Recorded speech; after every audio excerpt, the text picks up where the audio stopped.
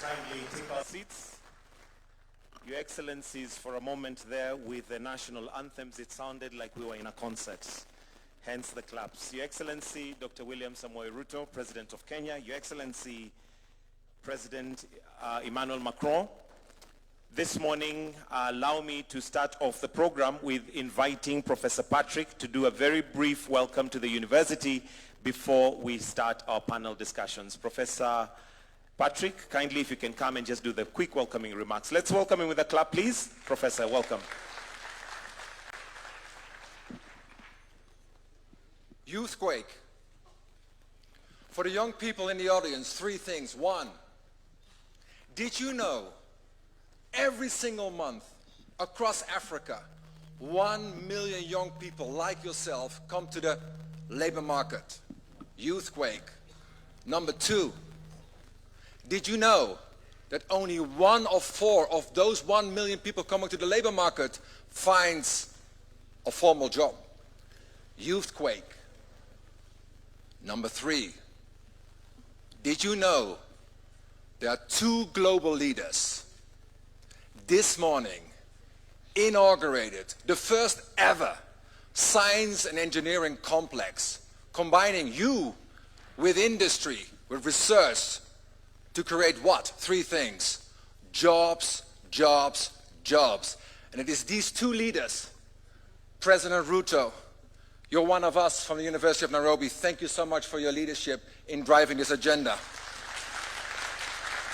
And it is you, President Emmanuel Macron, may I say boldly, the strongest friend of Africa. Why? By putting your money where your mouth is and delivering this science complex. Thank you so much of coming to the University of Nairobi. This initiative, finally, is not just for Nairobi.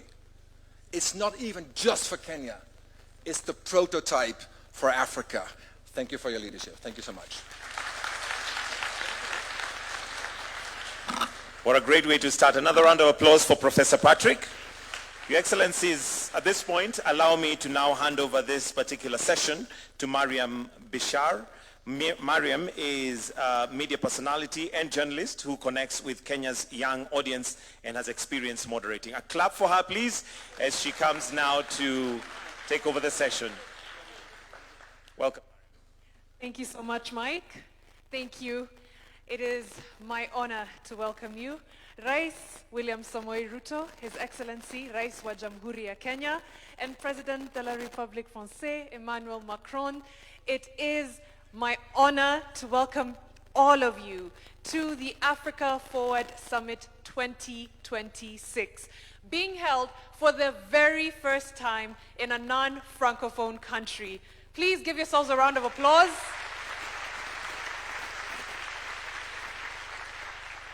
This is an immersive gathering of 30+ heads of state 1,500 plus business leaders from across the globe.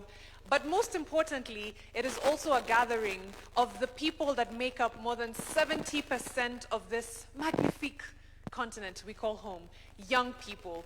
So over the next few days, we are going to learn, interact, network, to basically get a feel of the African continent and how it relates to France, how it relates to the world, how it relates to the West. We are breaking barriers. I hear people say that the world is no longer facing east or west, it is facing south.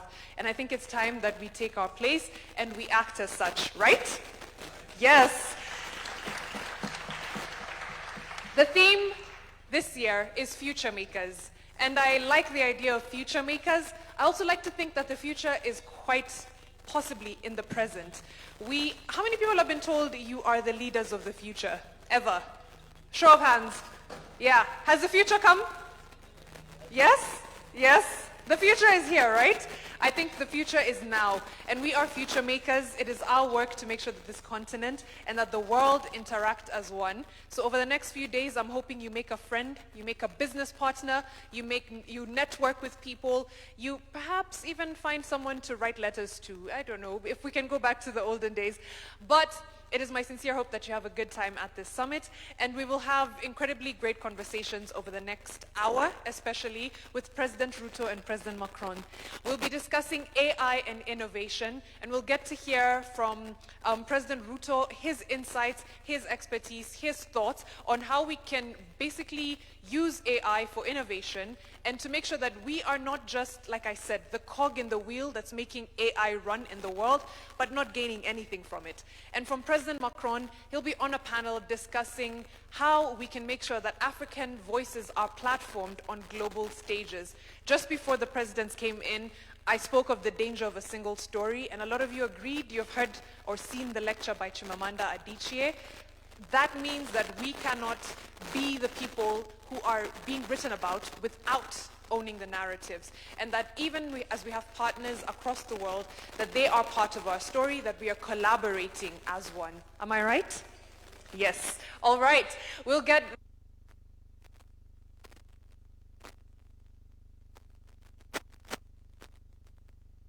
a journalist, a TV presenter. She's also a comms expert, and she will be walking us through. She will be walking us through this panel on AI and innovation. Welcome, Sophia.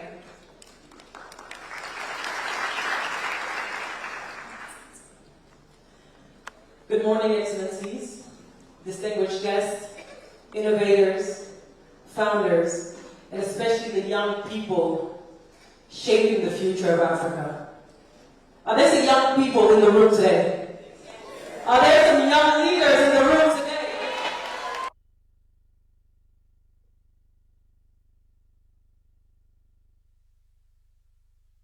Our time, this is our discussion. My name is Sophia Ida, international host, entrepreneur and founder of Chic Network, which is a platform dedicated to amplifying African and diaspora voices, creativity, and innovation. So it's truly my honor to lead this conversation, talking about a subject that is deeply, deeply important for the future of our continent and the next generations. We're gathered here at a defining moment in history. By 2050, 1 person out of every 4 on Earth will be African. So the question is no longer whether Africa will participate in this technological revolution. The real question is, will Africa help build it? Artificial intelligence is expected to contribute trillions to the global economy in the next decades, while Africa's digital economy will reach nearly $700 billion by 2050. But beyond the numbers, this conversation is about something a lot more human, deeply human. It's about jobs. It's about opportunities, dignity, and sovereignty. Because for the first time in history, with just the help of a laptop, a young person in Nairobi, in Abidjan, in Johannesburg, in Douala, can train AI models in local languages, create solutions for Africa, by Africans with African technologies, can create solutions globally as well from here. This is a first, and we must pay attention to this revolution. So it's safe to say that the future of innovation is not only taking place in Silicon Valley. The future of innovation is taking place right here in Africa, in African cities, African universities, African startups, and by African youth. But this future will require courage. Courage to invest in infrastructure. Courage to trust the young entrepreneurs. Courage for us to no longer consume technology, but becoming builders, owners, and architects of it. And today we're joined by two leaders already helping shape that future. Our first speaker is one of the leading African voices in artificial intelligence today. She's not only building technology, she's helping redefine who shapes the future of AI. Through Amini, she's building sovereign AI infrastructure for Africa and the global south, enabling countries to create value from their own data, talent, and innovation. From Ndivya to Intel to ARM, her career has been dedicated to expanding access to frontier technologies and now to position Africa at the center of AI conversations. Ladies and gentlemen, please help me welcome to the stage the founder and CEO of Amini, Ms. Kate Kalot.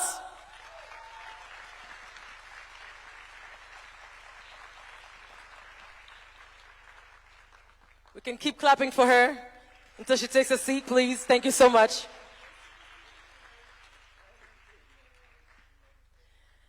Our second speaker represents a new generation of builders connecting Africa through technology and entrepreneurship. As co-founder of Julaya and president of French Tech Abidjan, he's helping build the financial infrastructure powering African businesses across borders. Based in Abidjan and active across West Africa, he believes that Africa's next generation of jobs and economic champions will come from Africans building solutions for African realities. Please put your hands together for Mathias Leopoldi, co-founder of Julaya, president of French Tech Abidjan, and apparently he's a young leader de la French African Foundation. Make some noise for him.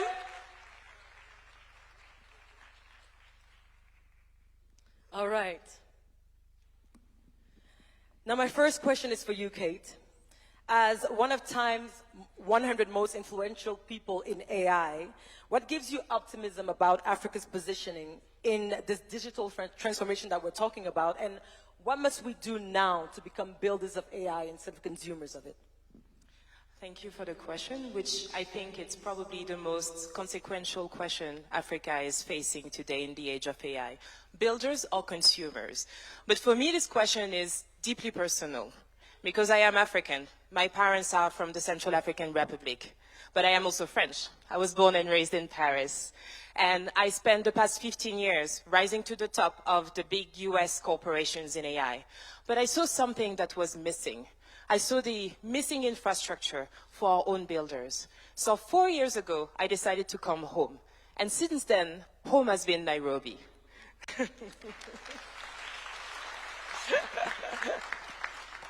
And I'm not alone. There are generations of builders from Microsoft, from Google, from the world's top universities, including Polytechnique, who are coming back to the continent.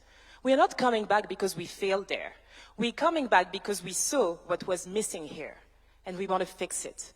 So us, alongside the homegrown builders, the millions of local innovators, we are the new face of Africa. We are young, we're connected, and we are deeply rooted. And we want to change the story of our continent.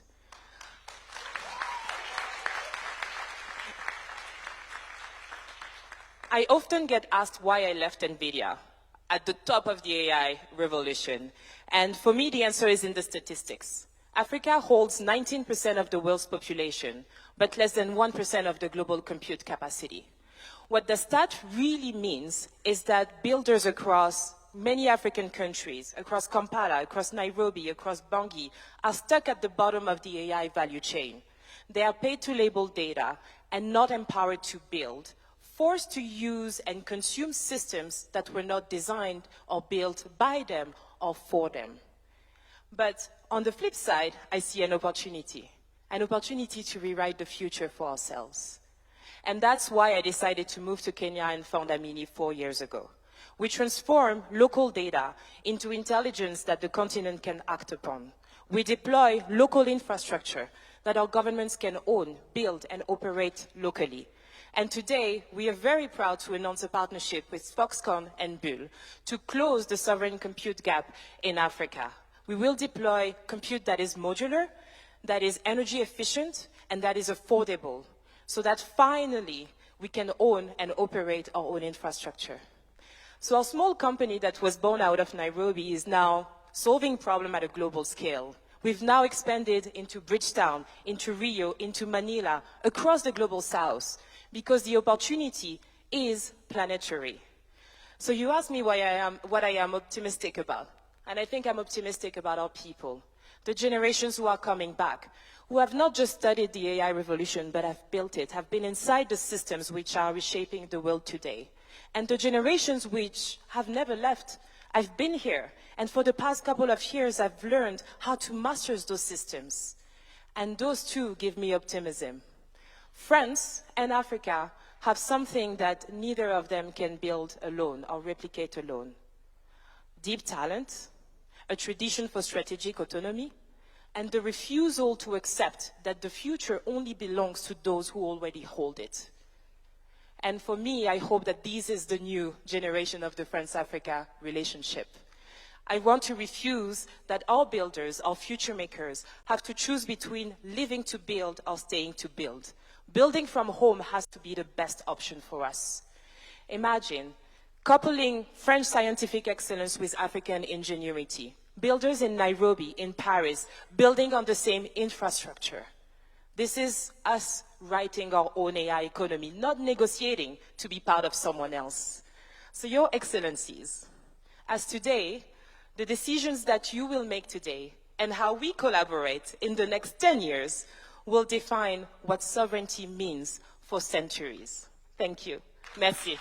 Asante sana. Thank you so much, Kate.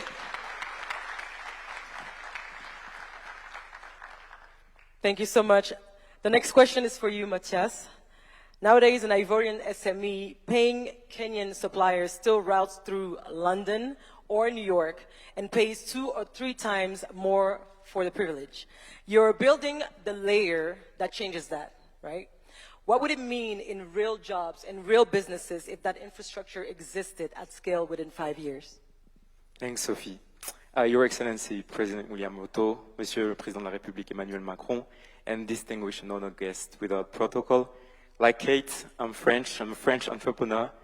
I have been working in West Africa for the past 10 years, based between Abidjan, Dakar, Cotonou, Lomé.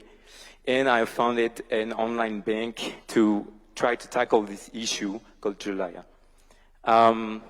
We often hear Africa is lagging. Africa needs to catch up, like all these narratives. But there are industries where Africa is actually leading and is actually a leader in the world. And one of those industries I want to talk about today is called mobile money and was born here in Kenya around 25 years ago. Today, mobile money empowers 1.2 billion people in Africa out of 1.6 billion people to access financial inclusion, send money, pay bills, etc. But there's a but. This revolution is not fully complete. Today, as you said, if you're a Kenyan SME, for example, you want to pay a Senegalese supplier, it takes a correspondent bank and the dollar to do it. It is not a problem of will, it is not a problem of talent, it is a problem of critical infrastructure. And this is being solved. There is a new institution called PAPS, Pan-African Payment Settlement System, which is sponsored by President Ruto, and which envisions to allow the 42 African currencies to transact with each other without going through the dollars, etc.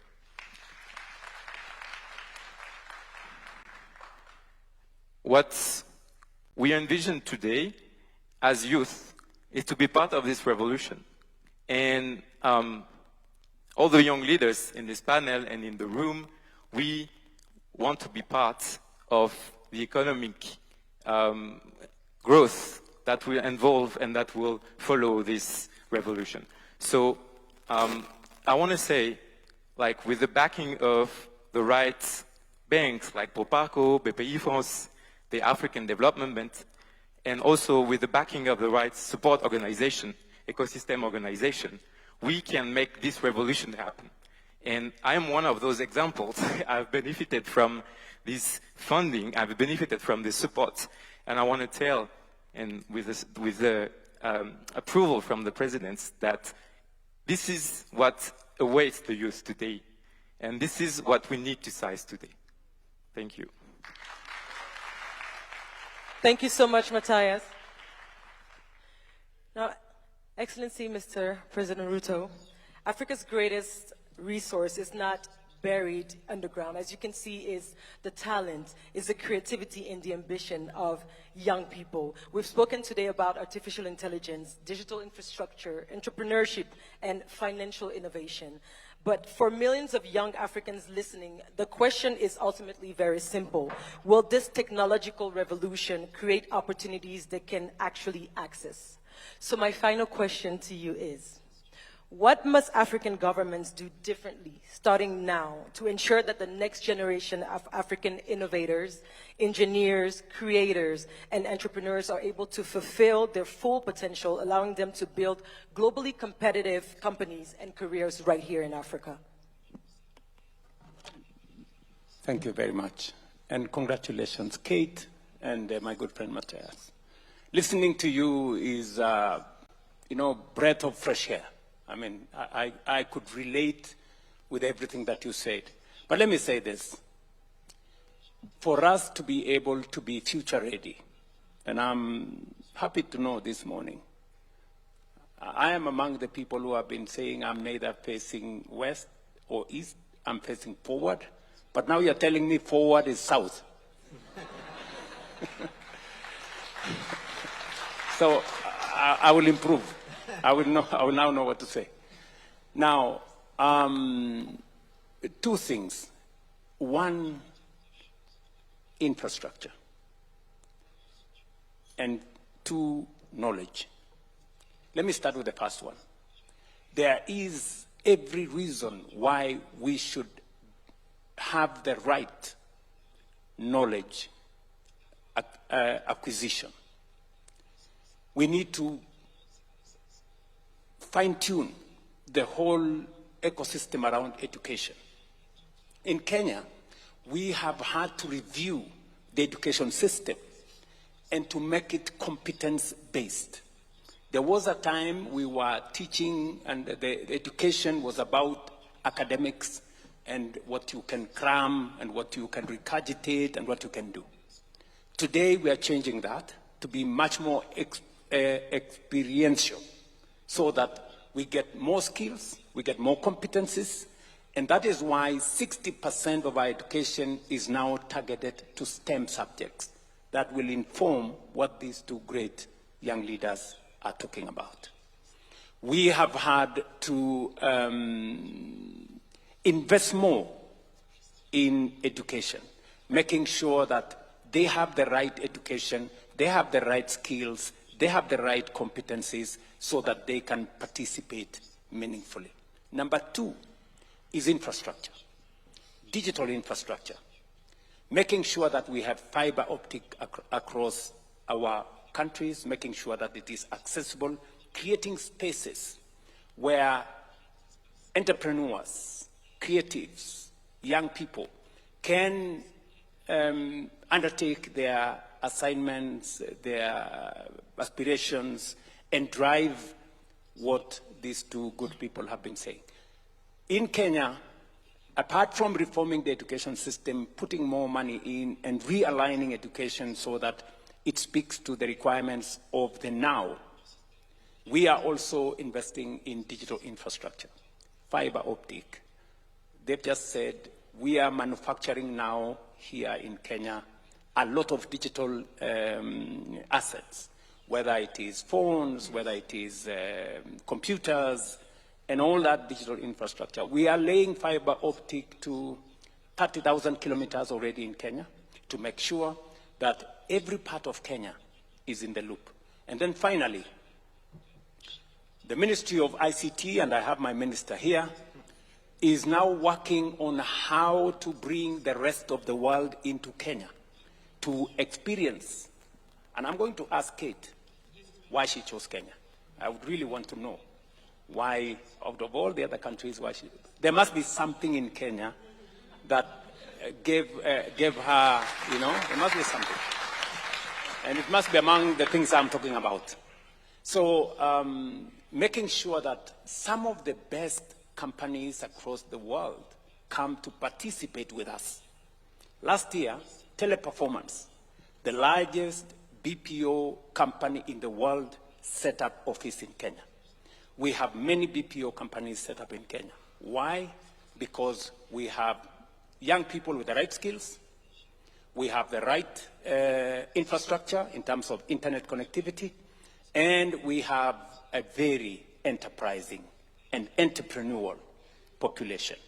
So in my opinion, this is the space in which we are operating, and I think every other country should be able to think in that direction, because the future is about technology, the future is digital, and AI is going to be at the center of it.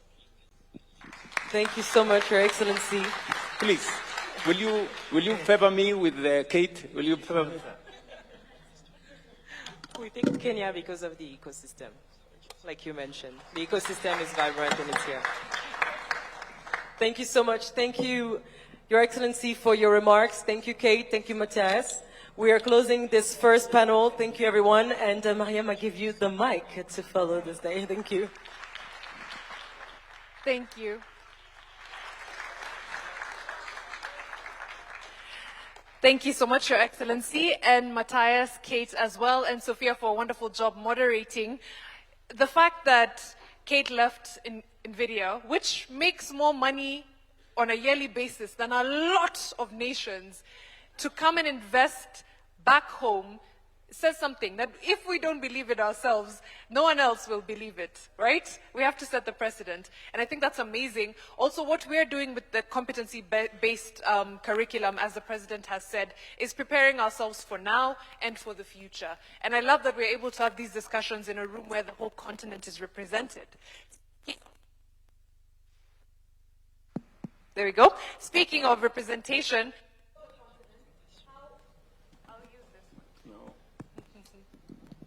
okay, I think we're back. Thank you, President Macron. Speaking of representation for the continent, the fact that we get to tell our own stories is also incredibly important. How we platform ourselves across the world, how we are listened to, how we are viewed, how we are perceived, that's what we're talking about in this next panel. And we will have the moderator being Aisha Toure, who is the CEO of Orange Sierra Leone. Please give Aisha a big round of applause.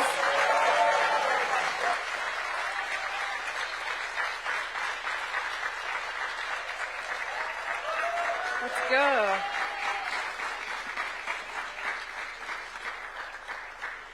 And of course, His Excellency President Macron will be on her panel as well. Let me hand over to you, Aisha.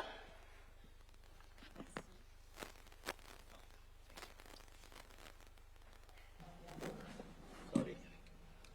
Do you have the mic ready? Merci, Mariam. Leurs Excellences, Monsieur Emmanuel Macron, Président de la République française, Monsieur William Ruto, Président de la République du Kenya, merci de nous offrir ce moment. Bonjour à toutes et à tous. Je m'appelle Aïcha Touré, directrice générale d'Orange Sierra Leone. Je suis évolué entre la France, le Royaume-Uni, les États-Unis et maintenant la Sierra Leone. Je sais ce que signifie naviguer entre plusieurs cultures et apprendre à en faire une force. Je suis également fière de faire partie d'un groupe qui connecte aujourd'hui plus de 160 millions d'Africains à des services numériques et financiers essentiels et qui a déjà formé plus d'1,5 million de jeunes Africains à des métiers du numérique gratuitement via les Orange Digital Center. Pendant longtemps, l'Afrique a été racontée par d'autres. Aujourd'hui, des voix africaines s'imposent à travers la culture, l'entrepreneuriat, les médias, la technologie. Le narratif devient... Au fond, l'influence d'un continent ne se mesure pas uniquement à son poids économique ou politique, mais aussi à sa capacité à produire des récits, des imaginaires, des marques, de la culture et de la confiance. On peut parler de la diplomatie culturelle française, M-Pesa pour le Kenya. Alors, comment l'Afrique transforme-t-elle aujourd'hui cette nouvelle visibilité en capacité d'influence? Jean-François et Wilfried ont des réponses concrètes. Je les invite à nous rejoindre.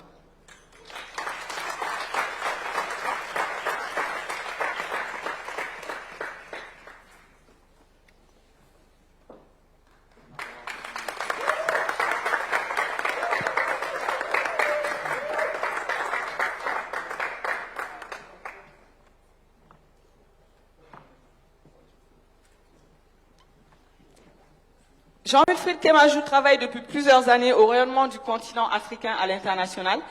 Il est notamment l'un des principaux architectes de la marque Bénin, un monde de...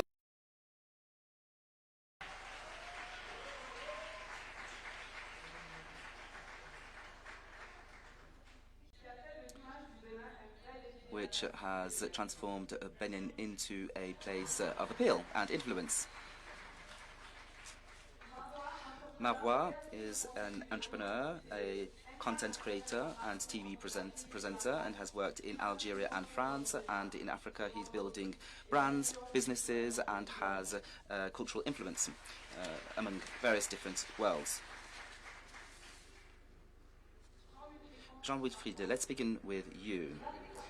Africa has often been closed into very reductive and incomplete narratives. How can Africa do away with these stereotypes and build a fairer narrative which is more ambitious and more faithful to contemporary realities?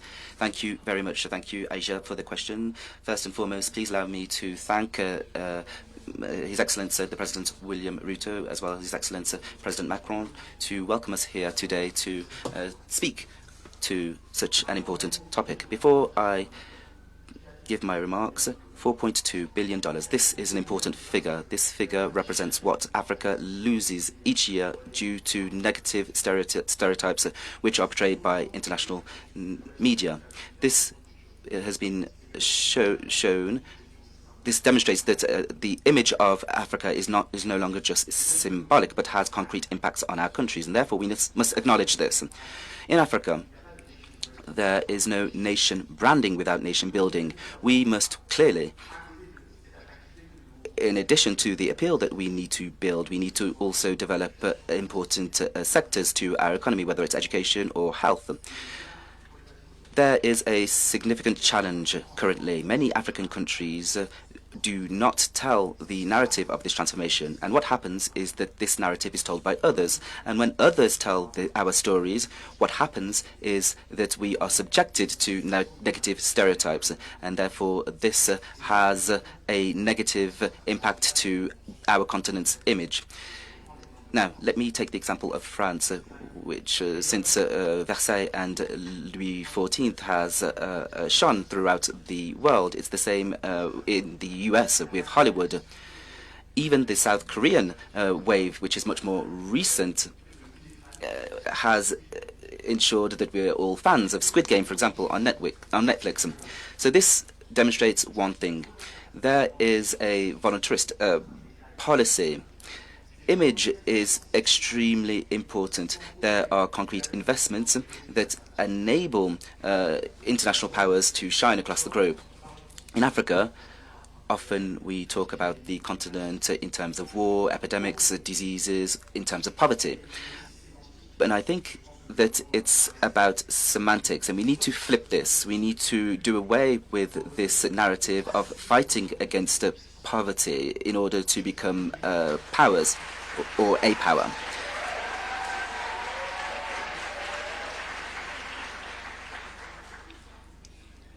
I sincerely believe that African countries can be cultural powers, technological powers, economic powers, and this narrative has already begun. Africa is not just the continent of the future, but the continent of the present.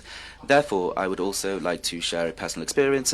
Benin, for a number of years, has been transforming, and in Benin, the country has sought to do away with this negative stereotype. often we talk about voodoo and witchcraft, etc. Well, this is the result of the years of, or centuries of these negative stereotypes. Voodoo is part of us. However, Patrice Talon made the choice to claim this very valuable heritage. I'd like to give you a concrete example. There is a gathering on voodoo. 3 years ago, we had 97,000 participants. Last year, it was 700,000 over 3 days. This demonstrates one thing. When a country claims its heritage and masters and controls its narrative, it works economically, it works on touristic terms, but it also strengthens African pride.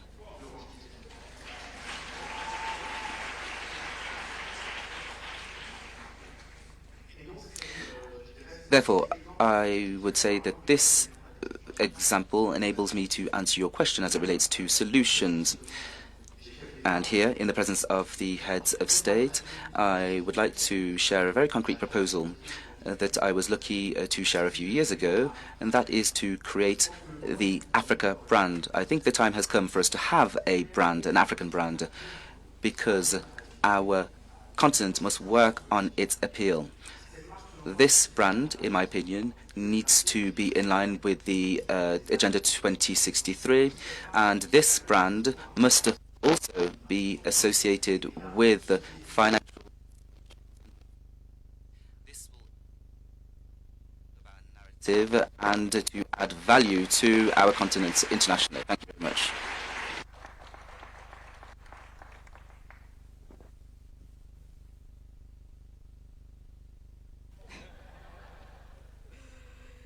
Merci, Jean-Wilfried.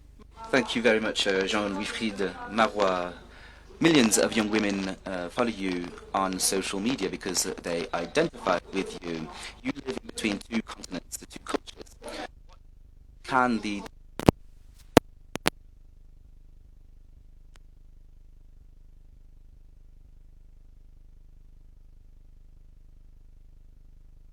Beaucoup Aïcha pour cette question. Avant ça, permets-moi de remercier l'organisation pour l'invitation, l'Assemblée ici présente et bien évidemment Monsieur le Président William Ruto et Monsieur le Président Emmanuel Macron pour être à l'initiative de ce lien France-Afrique. Sachez que c'est extrêmement intimidant d'être à côté de vous, mais c'est évidemment un honneur. Cet événement a une symbolique très forte pour moi en étant jeune femme algérienne, issue de la diaspora algérienne, et pouvoir aujourd'hui représenter la jeunesse issue de la diaspora nord-africaine, c'est un réel honneur sur ce panel. Pardon, je suis un petit peu stressée. Oh là là.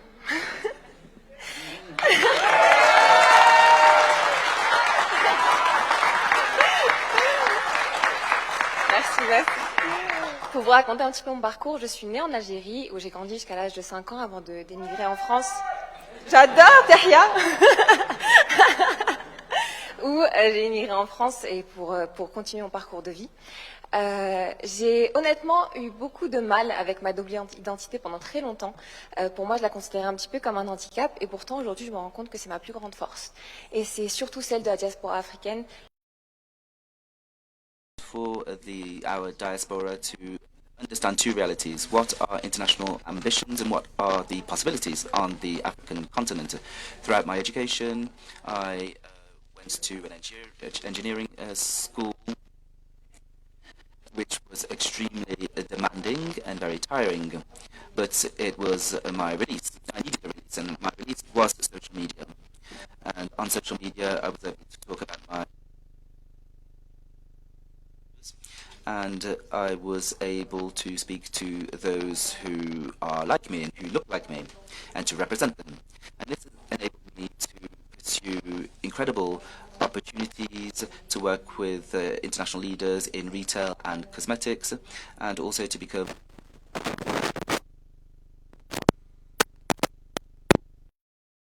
J'ai toujours ressenti un vide et une volonté très très forte de devenir une valeur ajoutée pour mon pays natal, l'Algérie. Et c'est pour ça que depuis 3 ans, avec mon mari, nous développons plusieurs business sur plein de secteurs différents, la restauration, l'immobilier et notamment l'industrie, avec l'ouverture de notre usine de produits de cosmétiques Made in Algeria et aussi avec la création de notre marque, la première marque premium de maquillage en Algérie. Et avec ce projet, c'est au-delà de la beauté, avec ce projet, j'avais vraiment l'ambition et la fierté de me dire que le Made in Algeria, le Made in Africa, peut rivaliser avec les concurrents mondiaux, et surtout ne pas avoir peur de trouver sa place sur la scène internationale.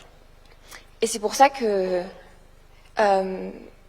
j'ai voulu me dire que aussi à notre échelle, avec mon mari, de participer à l'économie locale, créer, investir, créer des emplois et avoir une vraie valeur ajoutée économiquement parlant et avoir cette ambition d'exporter avec les normes européennes.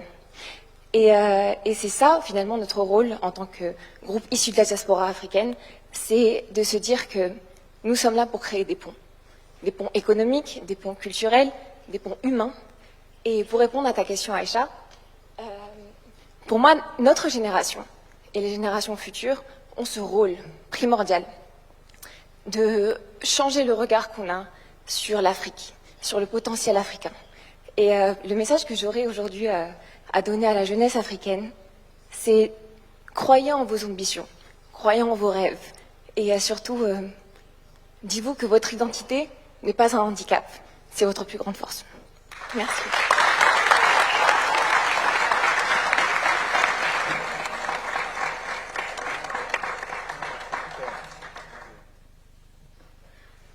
Merci. Croire en ses rêves, croire en son identité. Monsieur le Président, Jean-Wilfried et Marois viennent de montrer qu'une nouvelle génération africaine construit ses propres récits, ses propres marques, sa propre influence.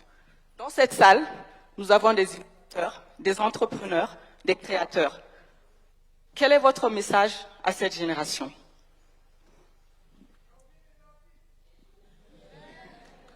Et les artistes. Et des artistes. Non, merci beaucoup. D'abord, merci. Merci, Président, de nous accueillir. Pas simplement à Nairobi, mais dans ton alma mater et dans ton université. Et merci à l'université de nous accueillir et vraiment à ces mots d'accueil très forts et à tous. Moi, j'avais plutôt envie de continuer à écouter parce que je dois dire que ça fait... je deviens un vétéran dans cette mission. Ça fait 9 ans que je me bats pour essayer de changer beaucoup de choses du rapport entre la France et l'Afrique, l'Europe et l'Afrique. Et c'était magnifique de vous écouter tous les quatre. Parce que vous avez très bien parlé. Et en vous écoutant, je me disais, au fond, il faut les laisser faire. C'est tout.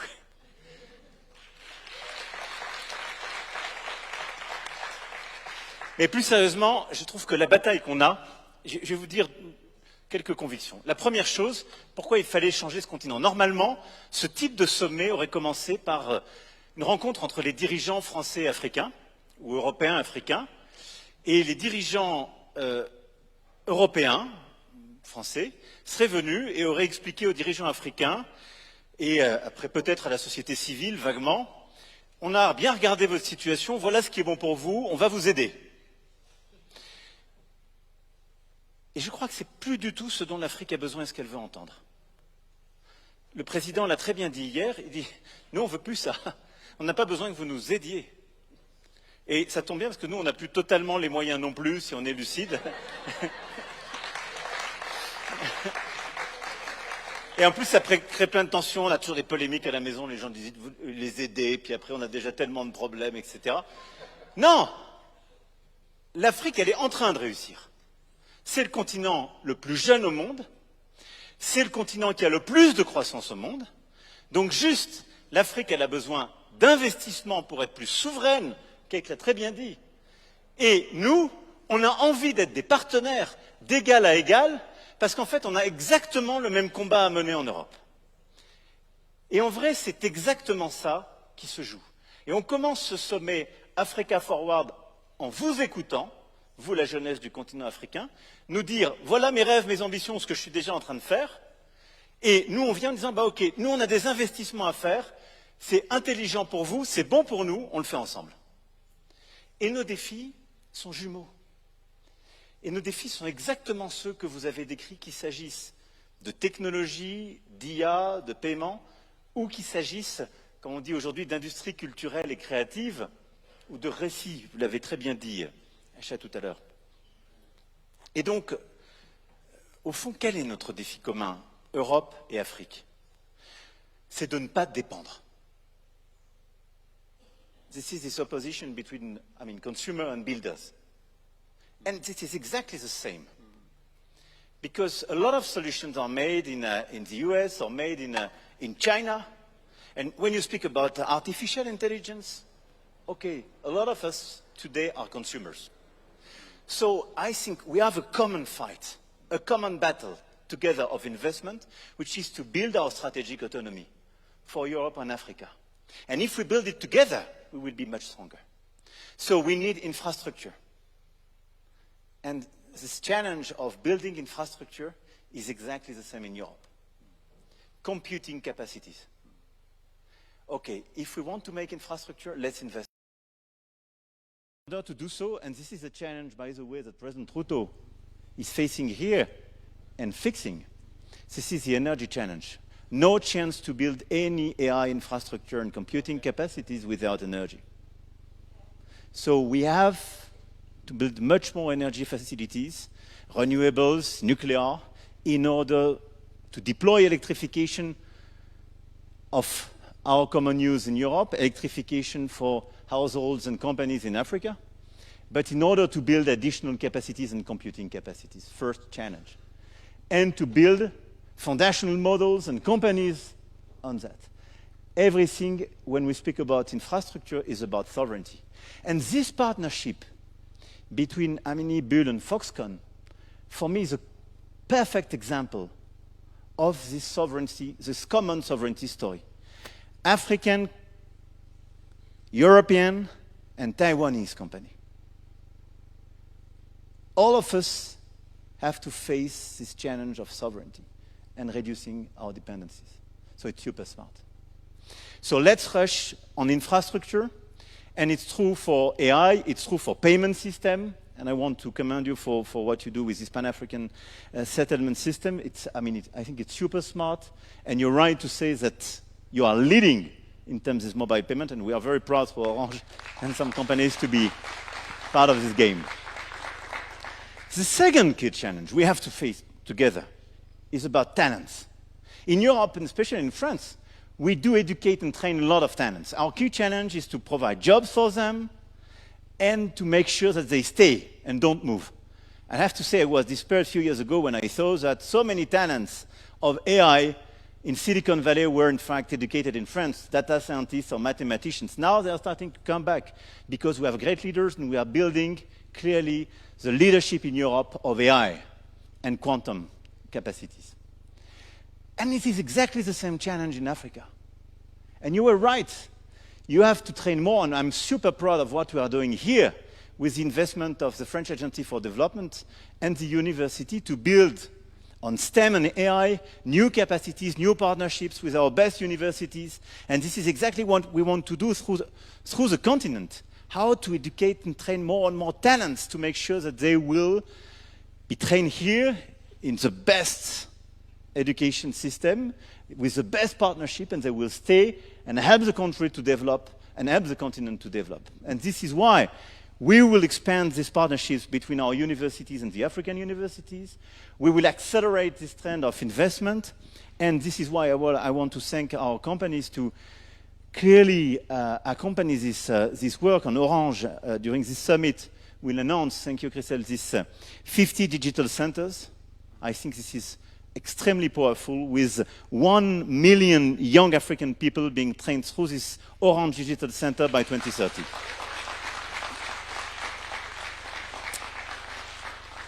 And a few years ago, we built Digital Africa, whose objective is to connect digital ecosystems. And this is part of this training, capacities for your talents, but as well how to make sure that the ecosystem will enlarge and talents will stay. Et le dernier défi pour être pleinement souverain, c'est exactement ce que vous avez dit et ce que vous avez parfaitement décrit l'un et l'autre, c'est-à-dire le narratif. Et on le sait très bien, c'est le vainqueur qui écrit l'histoire. Et tout le travail qu'on est en train de faire, d'ailleurs, on y reviendra dans la journée avec les sessions culturelles et sur les restitutions.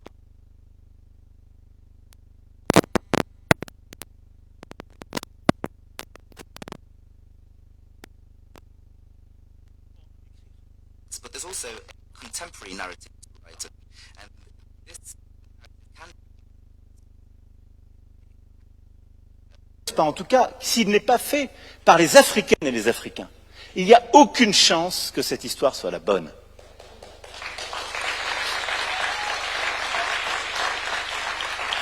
Et c'est aussi une question de souveraineté, parce que ce regard, c'est celui qu'on laisse aux générations à venir, c'est celui...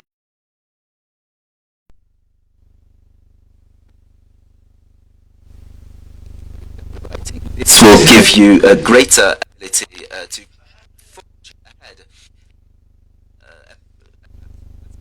If you have the right narrative, then you will appeal to people who wish to take part. It's about soft power. So it's just as important as infrastructure and talent. You have to have the right narrative, and this narrative enables us to ensure that culture, technology, and the economy are taken as one. However, it's important for this narrative to be written by Africans, and if this is done, then it will have... And that's why I'm extremely impressed by the example of Benin. Remarquable, qui est passé par la culture et par l'économie, mais je suis, moi, très impressionné par ce que le continent est en train de faire. Et au fond, il y a un panafricanisme positif. J'ai adoré ce que vous avez dit sur la marque, mais on a souvent mis le panafricanisme autour de discours qui étaient très négatifs, revendicatifs, un peu revanchards, un peu anti-ceci ou cela. Il y a un panafricanisme qui est celui de votre génération, qui est positif, qui veut juste conquérir tout, bâtir son continent, soulever ses défis, attirer les investissements du monde entier et dire « Moi, je suis là, j'ai envie de bâtir, j'ai pas envie qu'on m'impose des solutions qui viennent d'ailleurs. Je veux développer mon pays, mon continent et choisir. »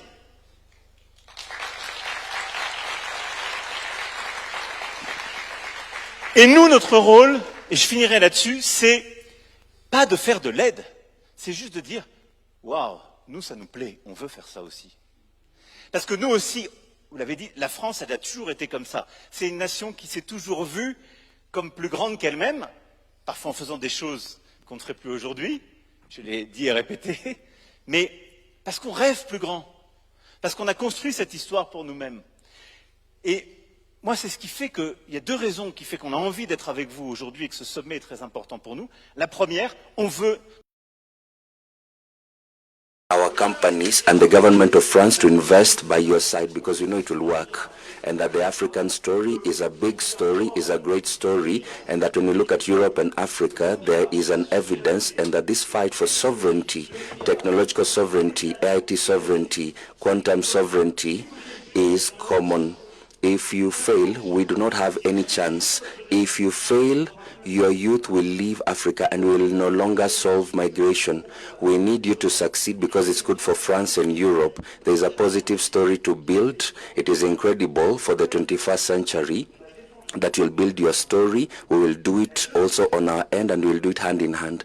Secondly, we have a common destiny. We have a common destiny. You said something that probably you have a story that wasn't so good. There are millions of young people in France who are from the diaspora as yourself. And for many years we told them, sorry that you are from the diaspora or you come from this particular country and you'd like to be forgotten. No, you are 100% French and 100% from Algeria. You have your dual nationality, and we need you because that is a boost for us in France to have young people like you, Marwa, who are Franco-Algerian, Franco-Central African, and who would like to develop the world and conquer further frontiers and who work with us. This is really important for us, so be proud of being member of diaspora, of being French and of being African. And that's why I'm here, because in my country, and I've told it to my Kenyan counterparts who do not know it much, there are millions of young people who are totally French and totally African. And it's a great honor and luck for their countries. I will stop here, therefore, Madam Moderator, but builders of this common future. And I'm extremely happy to see how proud and solution-driven you are when you speak about your own future. And this is why I'm here.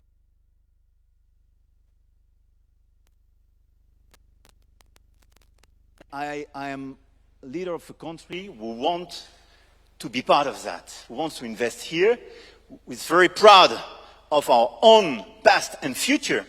But this partnership, this balanced, generous, lucid, and equal partnership is precisely how we will frame and build our common future.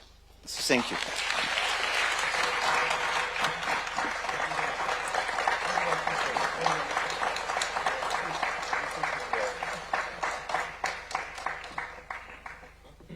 Thank you very much. Thank you to our moderator, Aisha. Thank you, President Macron, and Marwa, and Jean-Wilfred. Please give them a round of applause.